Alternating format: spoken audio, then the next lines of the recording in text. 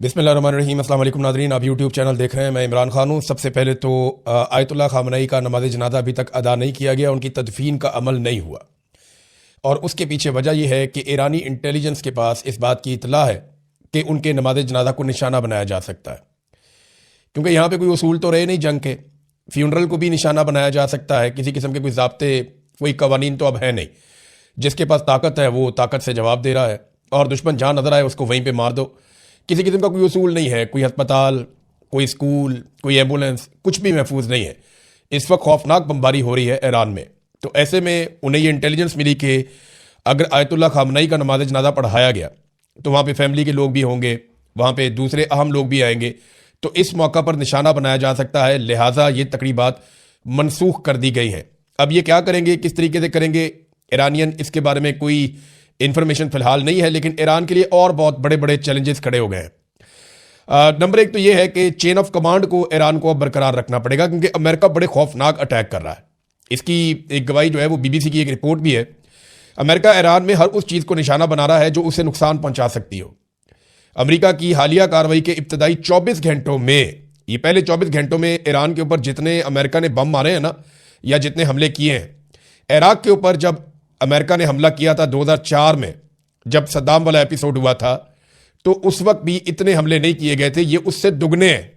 ये नंबर्स के मुताबिक बीबीसी बता रहा है कि जितना अटैक अब किया अमेरिका ने और इसराइल ने, तब अमेरिका ने नेटो के साथ मिलकर इराक के ऊपर भी इतने हमले नहीं किए थे।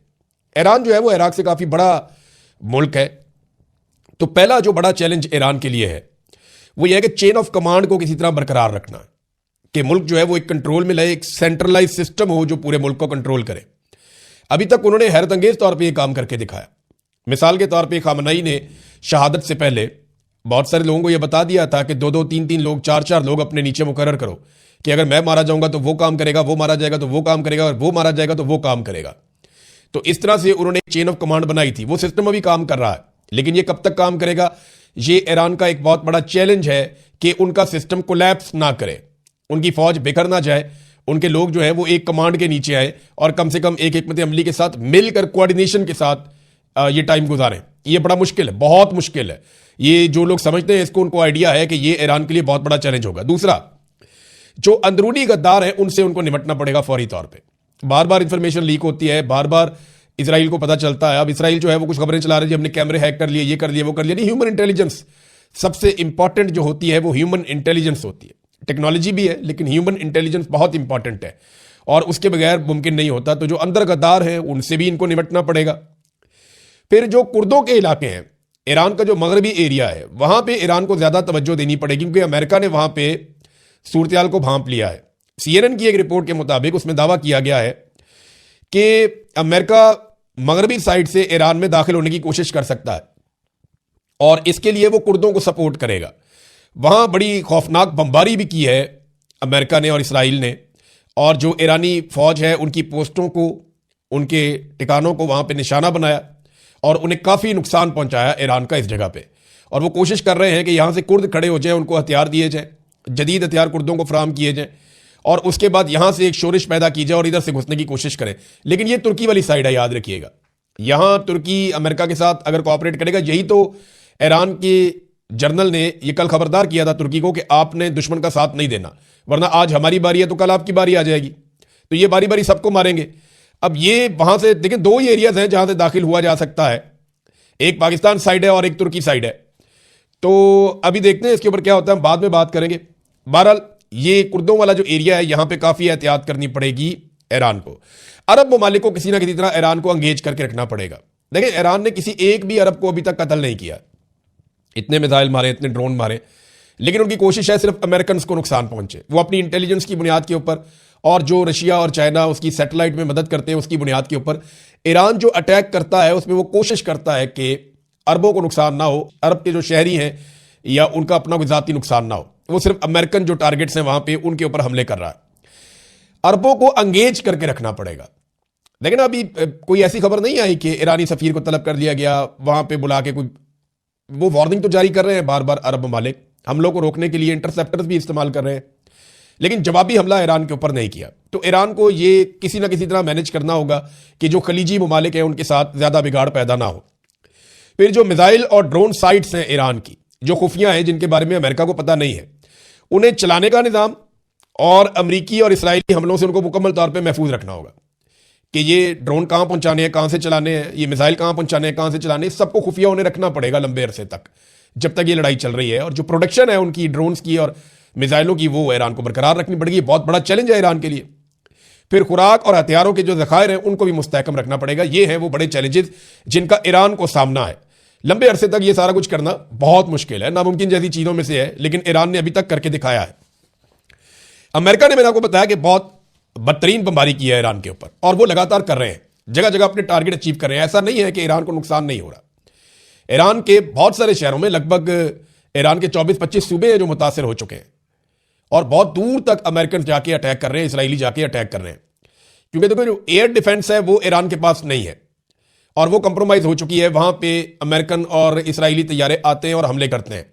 लेकिन अभी कुछ इंसिडेंट हुए, मैं आपको बताता हूं ईरान ने क्या किया गुज़िश्ता 24-48 घंटों में। ईरानी दावा है कि उन्होंने 20 ड्रोन्स और 3 मिसाइलों को इस्तेमाल किया, और बहरीन में अमरीकी अड्डे की मरकजी कमांड की इमारत को और जनरल स्टाफ हेडक्वार्टर को तबाह कर दिया, और उसे मुकम्मल तौर पर नाकारा कर दिया।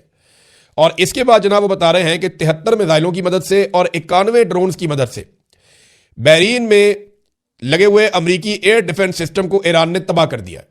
अब ये बहुत बड़े बड़े दावे हैं, ये अमेरिका के बहुत बड़े नुकसान हैं।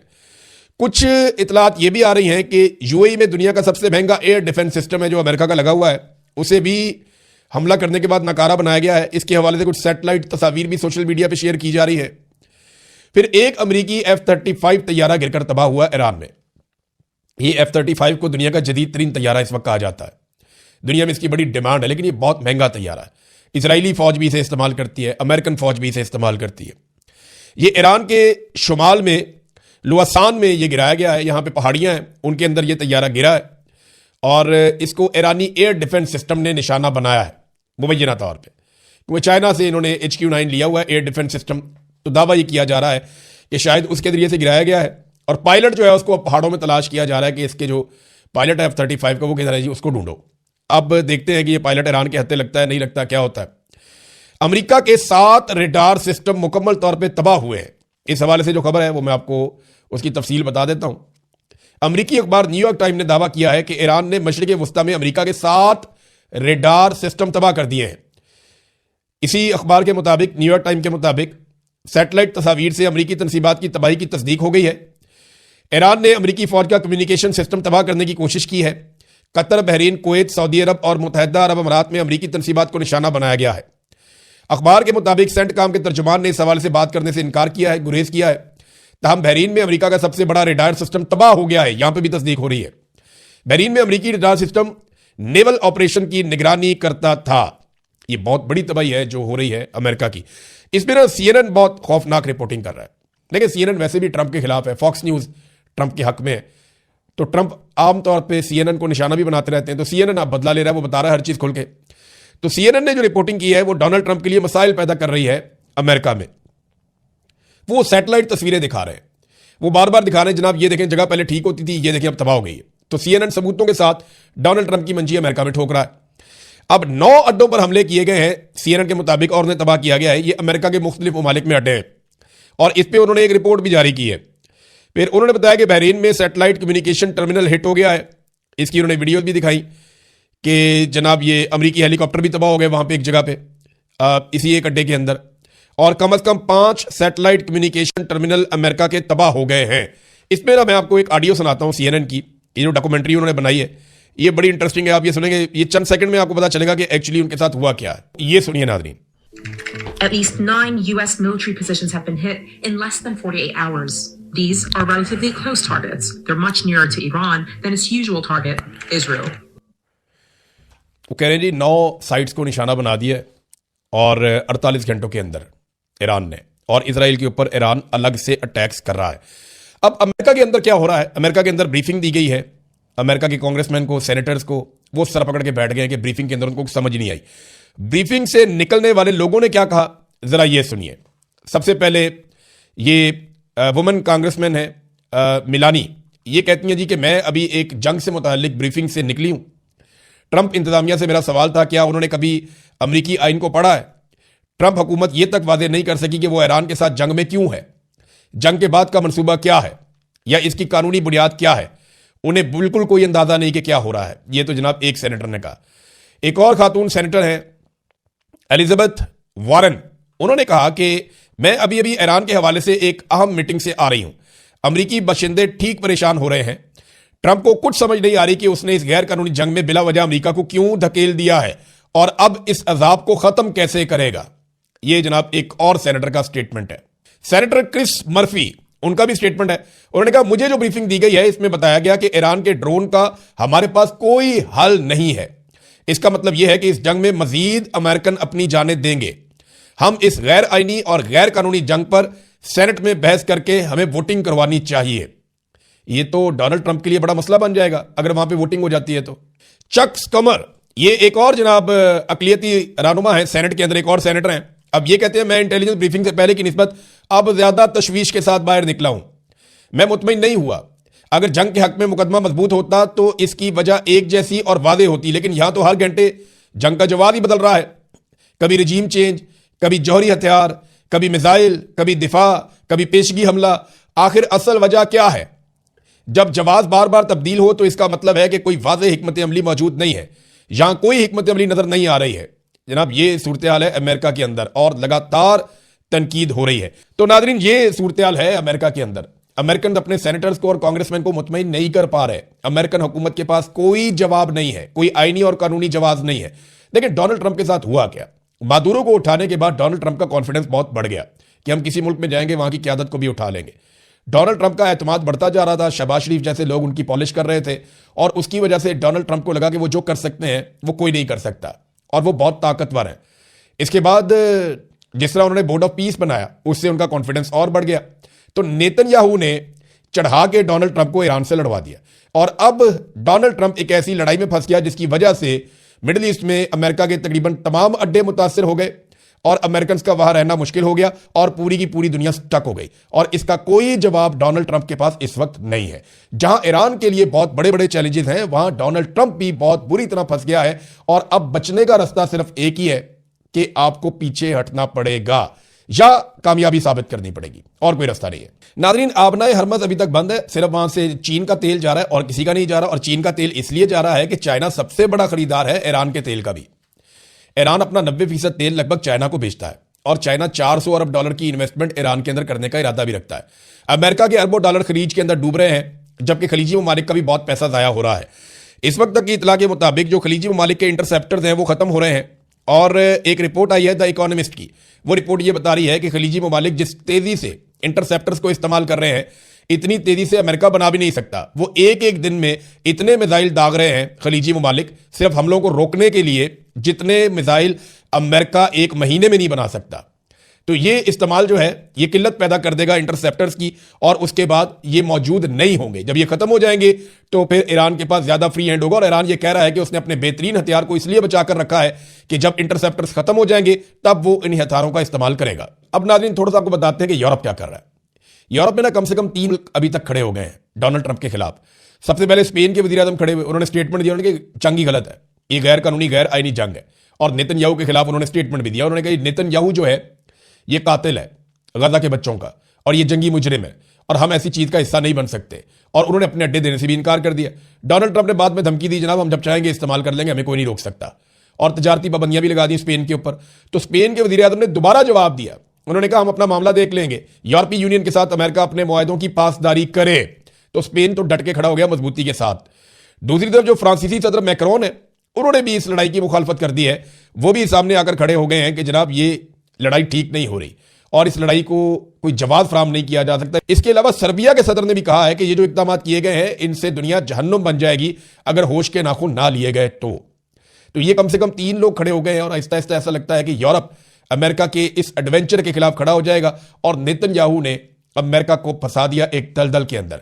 अमेरिका में बेशुमार लोग अब ये बात कर रहे हैं, अवाम ये बात कर रही है, सियासतदान ये बात कर रहे हैं, उनका मीडिया ये बात कर रहा है, उनके एक्टिविस्ट ये बात कर रहे हैं कि अमेरिका को नेतन्याहू ने कंट्रोल किया और फंसा दिया और डोनाल्ड ट्रंप एक ऐसे जाल में फंस गए हैं जहां पे अब कोई जवाब नहीं है। नाज़रीन जरा पाकिस्तान की सूरत हाल आपके साथ शेयर कर देते हैं। पाकिस्तान में गैस और पेट्रोल के ज़खायर जो है वो बड़े महदूद होते हैं। ये बात आप ज़हन में रखिएगा। हमारे पास कोई बहुत बड़ा स्टोरेज का जरिया नहीं है। हमारे पास कोई इतने बड़े बड़े टैंकर्स नहीं है कि हम 2-2 महीने 4-4 महीने के अपने ज़खायर जमा कर लें। देखिए चीन के पास ये कैपेसिटी है, वो 1 साल के भी ज़खायर पेट्रोलियम के जमा कर सकता है और पूरा मुल्क उसका चल सकता है, लेकिन पाकिस्तान के पास ये कैपेसिटी नहीं है। तो पाकिस्तान चंद दिन का ज़खीरा होता है पाकिस्तान के पास। तो अब ऑयल और गैस यानी तेल और गैस के मसाइल पाकिस्तान में पैदा हो रहे हैं। हालांकि जो पाकिस्तान के फाइनेंस मिनिस्टर हैं उन्होंने कोशिश की आवाम को यकीन दिलाने की कि नहीं सब ठीक हो जाएगा, लेकिन एक तजब्जुब पैदा हो गया, बेचैनी है लोगों में, क्योंकि आबनाए हरमत बंद है और पाकिस्तान का इन्हिसार खलीजी ममालिक के ऊपर होता है अपनी एनर्जी की ज़रूरियात पूरी करने के लिए। तो इसकी वजह से अब इकदाम लेने पड़ेंगे।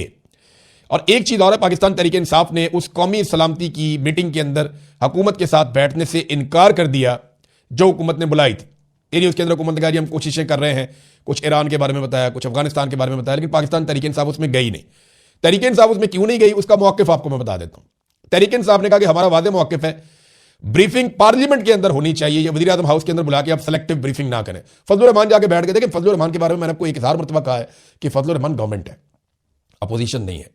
फजलुर रहमान गवर्नमेंट है, अपोजिशन नहीं है, हर चीज़ के लिए बराबर के जिम्मेदार हैं। उनको सिर्फ अपोजिशन में रखा गया है दिखावे के लिए। देखिए ना, यही फजलुर रहमान साहब यहूदी एजेंट और ये और वो फलाने कार्ड लेके मैदान में हर वक्त मैदान अमल में निकलेंगे, ये करेंगे वो करेंगे। अब वो फजलुर रहमान आपको दिखता ही नहीं है कहीं पे। ये जाके बोर्ड ऑफ पीस में बैठ गए, ये वहां पे गदा में फौज भेजने की बातें कर रहे हैं, ट्रंप को नोबेल इनाम दे रहे हैं, बात ही नहीं करते। नाज़रीन, अब वो पीटीआई ये कहती है कि ये पार्लियामेंट के अंदर होनी चाहिए थी। पाक फौज हमारी भी है, मुल्क हमारा है, हर मामले पर हम रियासत के साथ खड़े हैं, मगर हमारे लीडर से मुलाकात तक नहीं करवाई जा रही। ये तो उनका हक है। अगर आपने एक पॉलिसी के अंदर शामिल करना है एक पॉलिटिकल पार्टी को, तो कम से कम आप इमरान खान साहब से मुलाकात करें ताकि उनका मौक़िफ़ बाहर आकर पाकिस्तान तहरीक इंसाफ के लोग बता सकें और उनके मौक़िफ़ के मुताबिक आगे बढ़े। लीडर जो है वो फिर उन्होंने कहा जी अब हमारी मुलाकात करवाई नहीं जा रही और आप फोटो सेशन की तवक्को करते हैं हमसे। 3 करोड़ वोट देने वाली जमात को नजरअंदाज नहीं किया जा सकता। कौमी सलामती पर कोई समझौता नहीं, मगर सिर्फ हाँ में हाँ मिलाने के लिए साथ नहीं बैठेंगे, ये जनाब स्टेटमेंट दिया पाकिस्तान तहरीक इंसाफ ने। अब तक लिए इतने, अपना ख्याल रखिएगा, अपने इस चैनल का भी। अल्लाह हाफिज़।